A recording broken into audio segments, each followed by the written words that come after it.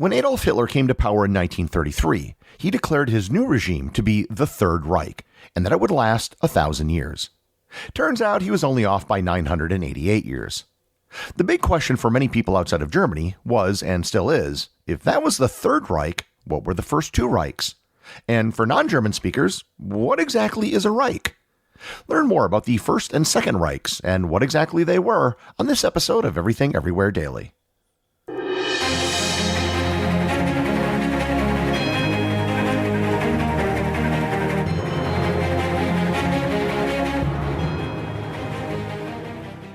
Privacy policy and terms and conditions posted at textplan.us. Texting enrolls for recurring automated text marketing messages. Message and data rates may apply. Reply stop to opt out. The pandemic has been hard on all our kids. New studies show more than 1 in 3 children who started school in the pandemic now need intensive reading help. That's right. Millions of kids in kindergarten through 3rd grade in the United States cannot read at grade level. Here's the good news. Your child can be reading in just 30 days, guaranteed, with Hooked on Phonics. Even if your child has been struggling, Hooked on Phonics will teach your child to read in just 30 days, guaranteed. And right now, you can get started for just $1.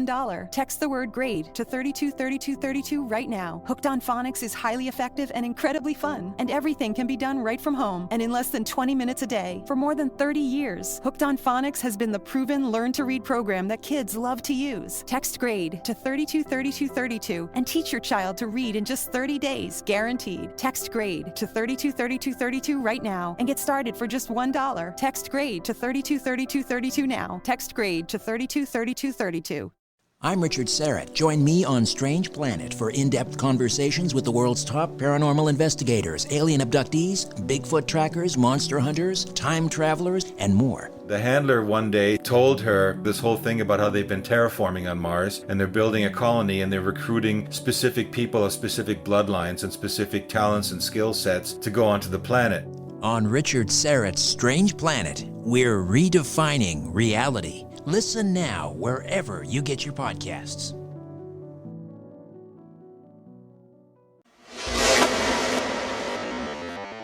Before I get into exactly what the First and Second Reichs were, it's probably worthwhile to define exactly what a Reich is. In German, the word Reich roughly translates in English to empire. For example, in German, the Roman Empire would be the Römisches Reich. The Mongol Empire would be the Mongolisches Reich. The word also has a second definition as realm, examples of which I'll provide in a bit. So when Hitler was talking about the Third Reich, he was referring to a third German empire. In German, it was called Drittes Reich. The idea of a Third Reich was not original to Hitler. The term was first coined in 1923 by the German historian and cultural commentator Arthur Moeller-Vandenbroek. Moeller wrote a book in the aftermath of the First World War titled Das Dritte Reich, or the Third Reich. He was a right-wing German nationalist who thought that things like democracy, rationalism, and the Enlightenment weren't true culture. He felt that a fusion of the capitalism of the United States and the communism of Russia could create a new German empire. Moeller technically wasn't a Nazi, but that's only because he killed himself in 1925 before the Nazi Party rose to national prominence. I'm sure if he was around when the Nazis came to power, he would have been an enthusiastic Nazi. Nonetheless, the Nazis used the idea and language of a Third Reich in their propaganda. So okay, if that's the origin of the phrase Third Reich, it still raises the question, what were the first two Reichs? These were the first two German empires. Empires which, to be totally honest, had nothing to do with Nazis other than the fact that the Nazis wanted to ride on the coattails of past German success. The first Reich in this three-Reich framework was the Holy Roman Empire. In German, it's called the Heiliges Römisches Reich. I've previously done an episode on the Holy Roman Empire, so I'm not going to spend too much time on it. The Holy Roman Empire was established in the year 800 by the Emperor Charlemagne and ended in 1806 when the last emperor, Francis II, abdicated the throne. The Holy Roman Empire was a very odd empire as empires went. The emperor was elected, and the throne was not necessarily handed down from father to son, although it often was. It also wasn't a unitary state. The empire was really a collection of smaller kingdoms, principalities, and duchies. If you ask the average person who lived in the Holy Roman Empire where they lived, they probably would not say the Holy Roman Empire. They would be much more likely to identify with whatever the lower level jurisdiction they lived under. Also, it wasn't necessarily a German state. There were many non-German parts of the empire, which at times included things like Portugal, Spain, and the Netherlands. It's important to note that while in the Nazi worldview this was the First Reich, Charlemagne and his successors did not consider them to be the first of anything. The whole point of the empire, its name and getting crowned by the Pope in Rome, was that it was supposed to be a continuation of the Western Roman Empire. So neither Charlemagne nor anyone else considered themselves to be a First Reich. After the collapse of the Holy Roman Empire, all of the smaller states which made up the empire splintered. Some of them, like Prussia and Bavaria, were sizable, but others were nothing more than city-states. In 1815, at the Congress of Vienna, 39 of these German states formed the German Confederation. The German Confederation was an attempt to fill the void left by the Holy Roman Empire. However, the Confederation was extremely weak. Each individual state was sovereign, and they didn't have to heed what the Confederation said.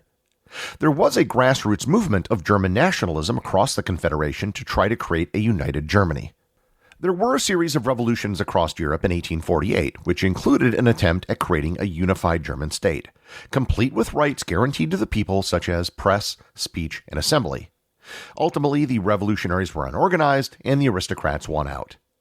By the mid-19th century, Prussia had established itself as the dominant state in the German Confederation. In 1862, Otto von Bismarck was appointed as the minister-president of Prussia. Bismarck was not a revolutionary, but was rather a high-ranking official who believed in German unification. In 1867, the North German Confederation was established, which was a more unified state and the earliest thing which could be traced back to modern Germany. The North German Confederation consisted mostly of what is today northern Germany and much of northern and western Poland, and the first chancellor was Otto von Bismarck.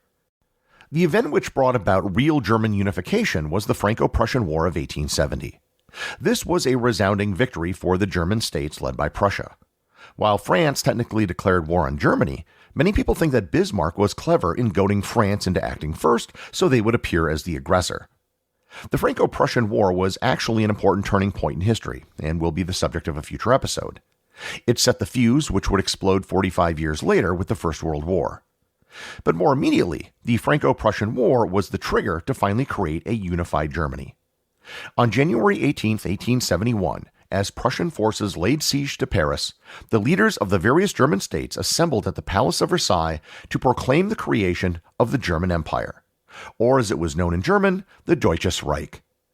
The German Reich consisted of almost all German lands except for Austria, Luxembourg, and Switzerland, with some non-German lands thrown in as well.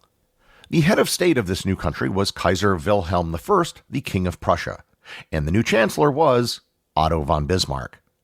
This was the creation of the Second Reich, also sometimes known as the Hohenzollern dynasty, named after the Prussian royal house. I really need to stress that until 1871, there was no such thing as a country called Germany. Germany was a term to describe the cultural and linguistic lands where German was spoken. There were German people, but no country of Germany. So, Otto von Bismarck would probably have considered the German Reich to be the First Reich, as it was the first true German state.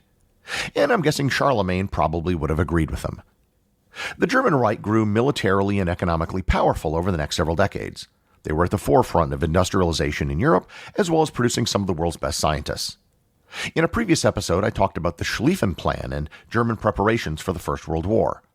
There is an argument to be made that ever since the end of the Franco-Prussian War, another war between France and Germany was inevitable. It was just a matter of when it would happen, not if. And I don't need to rehash the story of the First World War. After 4 horrible years, the end result was the capitulation of Germany, the abdication of Kaiser Wilhelm II, and the dissolution of the German Empire. In its place was the new Republic of Germany, or Deutsches Republik. However, the new republic actually kept calling itself by the same name as the previous government, the German Reich. Most people are familiar with this government as the Weimar Republic. Whereas the term Third Reich was not created by Hitler, the term Weimar Republic actually was. Hitler coined the term Weimar Republic in 1929 in reference to the Constitutional Assembly which created the republic, which met in the city of Weimar. The term Weimar Republic wasn't widely used outside of Germany until the 1930s, after the Nazis took control of the German government. The Weimar Republic suffered a host of problems, including hyperinflation and political extremism, and this eventually paved the way for Hitler to come to power in 1933. While Hitler unofficially called his government the Third Reich, the official constitutional name of Germany never changed. It was still officially called the German Reich. He also called his government the Thousand-Year Reich, which he was wildly off about as the Third Reich only lasted for 12 years. So, the Holy Roman Empire and the Hohenzollern dynasty were the First and Second Reichs, and the Nazis were the self-proclaimed Third Reich. Is there, or was there, a Fourth Reich? And the answer is no. The term Reich has fallen out of favor since the end of the war for obvious reasons. However, the term is still in limited use in some cases. The German federal government building is still known as the Reichstag, but the word is used more in the sense of the term realm, not empire. Fourth Reich has mostly been used as the name of fictional Nazi governments, or it's often used as a pejorative when someone wants to say something against the current German government. I should close by noting that this idea of three Reichs has no real basis in anything. There's no direct line connecting any of these governments, save for the fact that they all happen to have been in Germany. It was an invention of Arthur Moeller-Vandenbroek and adopted by Adolf Hitler to try to aggrandize Nazi Germany by associating it with past successful German states. Historians will probably continue to call the Nazi regime the Third Reich, and that's fine, it has to be called something. But just be aware that the other two Reichs really didn't have anything to do with the third, and it was all the creation of a 1920s German nationalist. The executive producer of Everything Everywhere Daily is Charles Daniel. The associate producers are Thor, Thomsen, and Peter Bennett.